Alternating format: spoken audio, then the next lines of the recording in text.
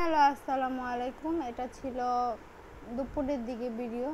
তো আজকে শরীরটা ভালো লাগতেছিল না, তো রান্নাবান্না শেষে ভাবলাম বাচ্চাদের বিকেলে কি খাবে বাচ্চারা, তাই কিছু তৈরি করে রাখি। কোনো ঝামেলা করতে মন চাইতেছিল না বিকেলে, তাই রান্না শেষেই এই চিকেন পুরটা তৈরি করলাম। সেটা ছিল শীতের সবজি দিয়ে চিকেন পুর। আমি শীতের মধ্যে দেখা যায় বাচ্চাদের জন্য আমাদের জন্য সবজি ফ্রোজেন করে রাখি। এখানে ছিল গাজর, বাঁধাকপি আর পেঁয়াজ কলি, এগুলো দিয়ে আরও বিভিন্ন প্রকার মশলা দিয়ে আমি পুরটা তৈরি করব। তারপর হলো বিকেল দিকে দেখা যায় রুটির খামির তৈরি করব ইস্ট দিয়ে। তারপর বানিয়ে ফেলবে যে চিকেন বান।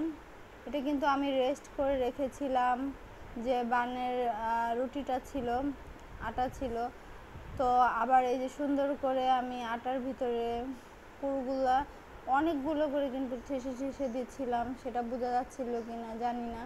তো এই যে সুন্দর করে এটাকে আমি লাগিয়ে আর শেপ করে দিয়ে 6টা হয়েছিল, 6টা করেছিলাম। আর রুটির খামিরটাও 6টা হয়েছিল, নাহলে আরেকটা হলে আর কি আমার পারফেক্ট হয়ে যেত।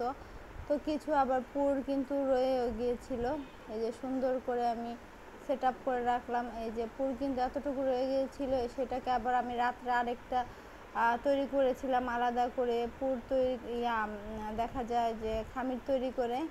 আর এই যে আমার চিকেন বান হয়ে গেছে। এটা কিন্তু খুবই সুন্দর হয়েছিল, দেখতেও খুবই সুন্দর। এটার উপরে যদি আমি ডিম ব্রাশ করতাম, উপরে তিল, সাদা তিল ছড়িয়ে দিতাম, তাহলে কিন্তু আরও সুন্দর লাগতো। যেহেতু সাদা তিল ঘরে ছিল না, এর জন্য আমি ডিম ব্রাশও করি নাই। এই যে একটার সাথে আরেকটা ফুলে কিন্তু লেগে গিয়েছিল। এটা খেতে যেমনই সুস্বাদু, দেখতেও কিন্তু খুবই সুন্দর ছিল। আর আমি এটা বিকেল দিকে তৈরি করেছিলাম। আমার বাচ্চারা দেখা যায় সন্ধ্যার দিকে ওরা খাবার খায়, বিকেলের নাস্তাটা। তো সেদিন তাড়াতাড়ি এটা দেখে খেয়ে ফেলেছিল। আর এটার ভিতরটাও আমি কিছুক্ষণের মধ্যেই দেখাবো। সেটার ভিতরটাও কিন্তু দেখতে খুবই সুন্দর, জুসি জুসি ছিল ভিতরে।